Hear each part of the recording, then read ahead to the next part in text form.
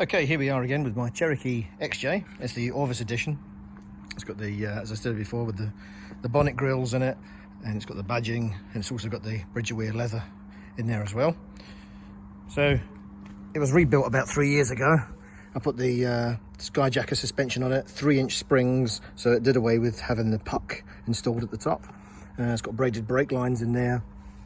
I put brand new calipers on, and it's had discs. I don't have the N-Tech as was in the original video. It's just got the standard discs on there now.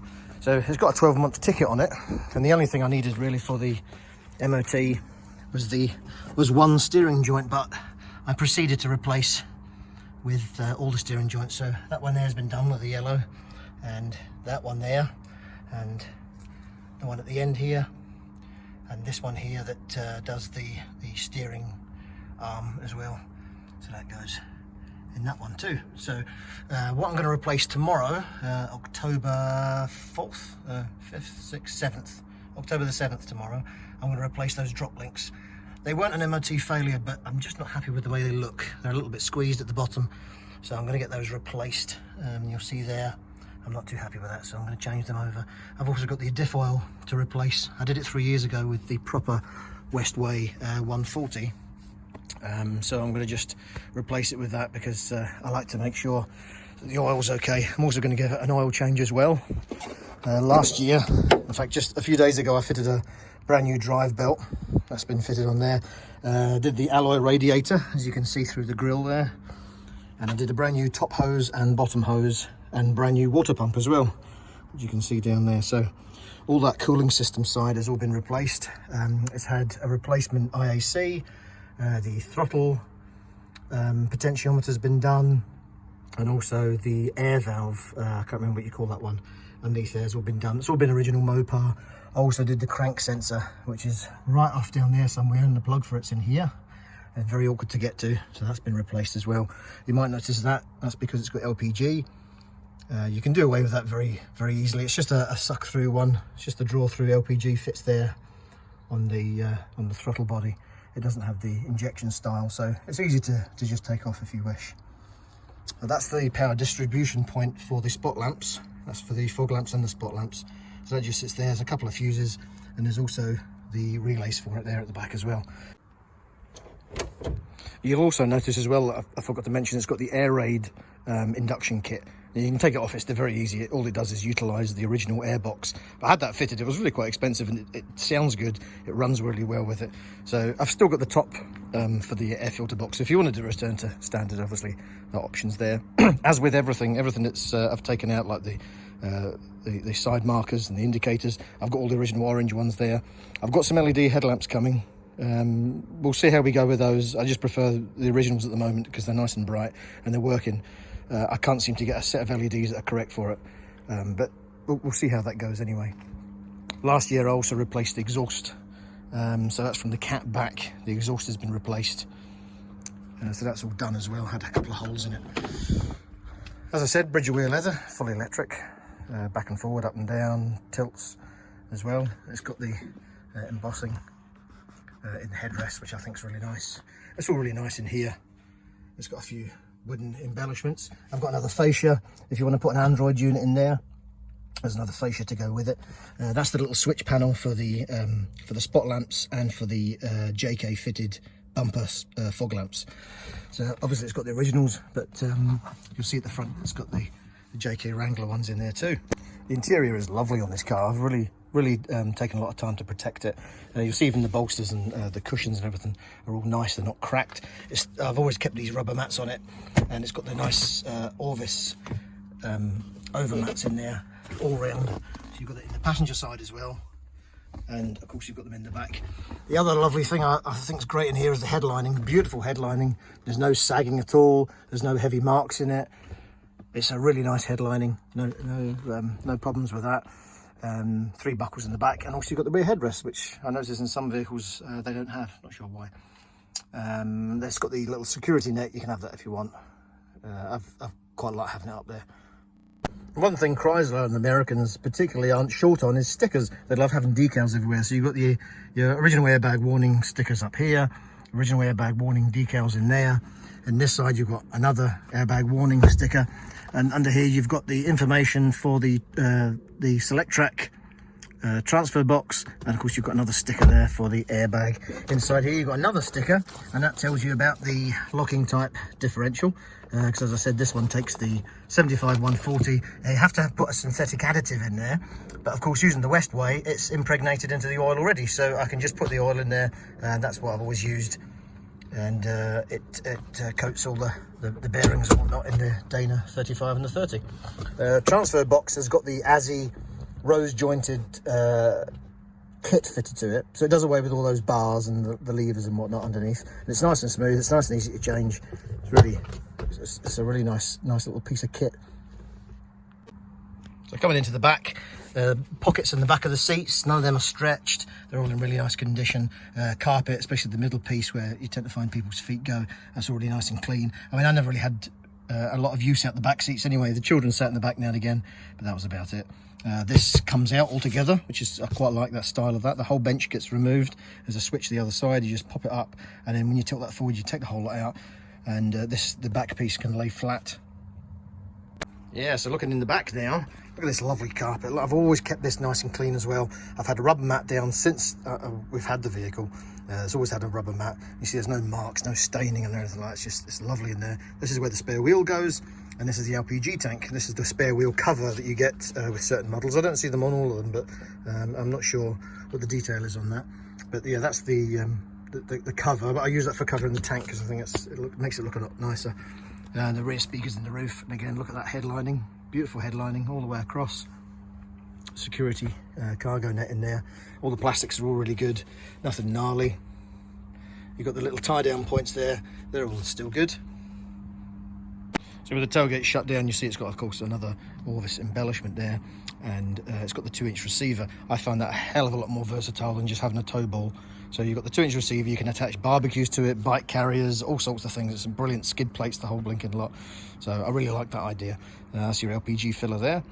Something else that I've replaced as well last year was the UJs on the front axle.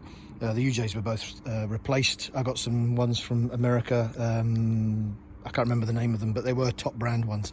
I don't put any of the Chinese stuff on here. So I had those on. I also had the axle seals replaced with the greasable, the large ones that you push into the axle. So they've been replaced as well, and it allows you then to also put the grease gun on there. So a top tip for buying one of these is to get a grease gun, because I've got all grease nipples at the front, and there's a lot of grease nipples, as I said, obviously around the axle and also at the back as well. You can grease a lot of points on it, so it is really good for that. And I always like to get the joints where you can grease them with a grease gun. So that's really good. Detours light bar, I mentioned before. KCs are brilliant, they're 130 watt. The two fog lamps are 130 watt, and the bottom fog lamps are also 130 watt. The 4 fog lamps come out in yellow, and they're bright white, so it looks really good, and it's brilliant at night time as well for just the clarity when you're driving, especially in country roads or anywhere like that. Overall, I mean, the bodywork is fantastic condition. I mentioned this in the last video, and there's definitely no changes. The sill on the driver's side was replaced. When it was in getting detailed just recently, the guy did a full valet on it. The sill had noticed that there was some rust on it, so the whole thing was replaced. And you know, it was worth doing. I got a proper repair panel for it as well, a galvanized repair panel, and they fitted that on. They made a great job of it. And I've put a layer of stone chip on there at the bottom as well, because I like to do that just to protect it. You can see the real high luster in the paintwork. I like them in black anyway, and they do look really good. So yeah, it's really nice. It's got a good shine to it, a good depth of colour. Underneath is just the same.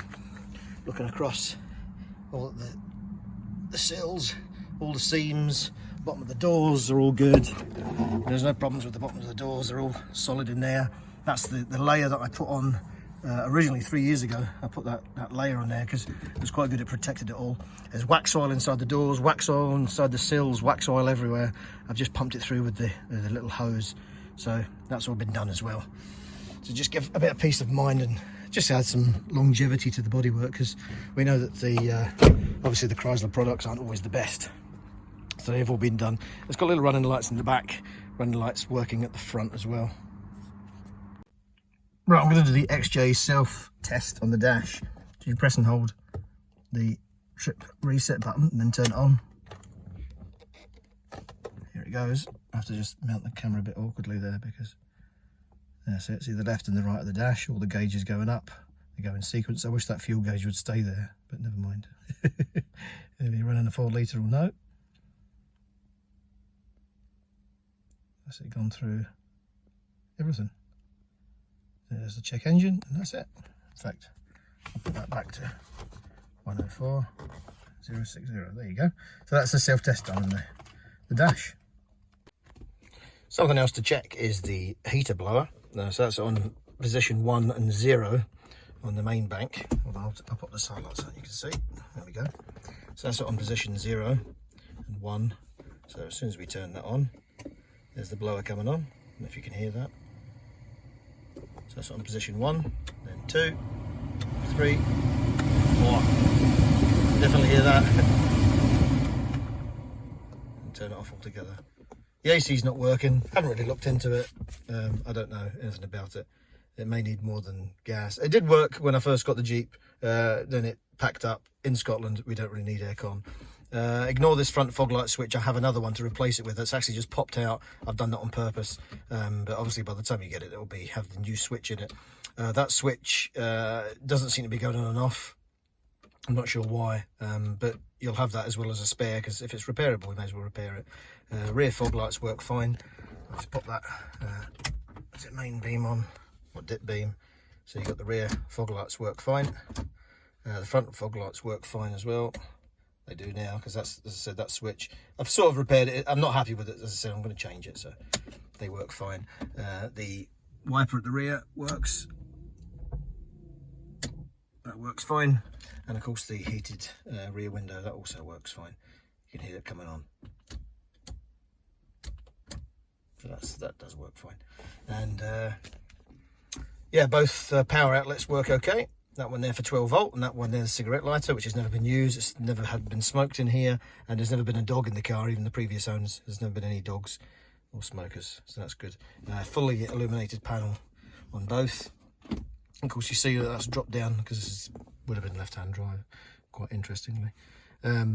Radio is what they call mechless, so there's no CD player. It's just Bluetooth, USB, and auxiliary.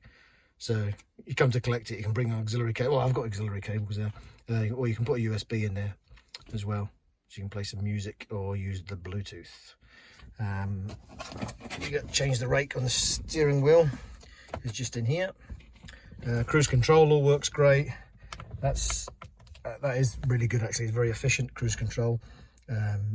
You've got your indicator and main beam stalk, that works no problem at all. And then of course you've got your wiper, that all works. The timer works really good. All your electric windows work. Window lock button, and obviously door locks are all working great. Heated adjustable mirrors, they're all working too. And that's your infinity tweeters for the system. That system is actually still attached. All I've done is upgraded the speakers in the door. So you've got, I can't remember what the name of them are, but they're really quite expensive. So they're in the door at the front. The speakers in the rear are the same speakers that come with the car, but it's still got the infinity amp under the seat. The locking system that comes with the car, it's only got one key. It's the grey key, which is the good system. It doesn't have the black key, which is the awkward system. You may want to get another key cut for it. I was always meaning to, but I never really got around to it. But that's your key and the fob as well. So the fob works great. Just press that for locking it. And then the unlock button unlocks, no problem at all. The transponder is up there in the roof. You'll see the flashing red LED is up in the front there with the rear view mirror. So as I said, I'm going to replace the engine oil tomorrow, along with the drop links and the diff oil. I just want to show you though, before I do that, you see the oil is nice and clean. It's a very, very clean running oil. So I'll replace that tomorrow anyway and put another new filter on it. You can see the filter is new down there anyway. And the transmission oil is also very clean, and look at that, it's lovely. It smells nice too. There's no burntness on it. It's never this Jeep has never been off-road, and it's never towed anything heavy and hard. So it's never really had that sort of hard life, which is brilliant. Which is another reason why I loved it. I'll put that open. There's the, difficult to see on the black cover there, but yeah, there's nothing on that, and it smells lovely too. There's nothing wrong with that at all. It's all good inside there. There's no foaming or anything. And having all the new cooling system, of course, you've got lovely coolant in there, and it's always stayed spot on.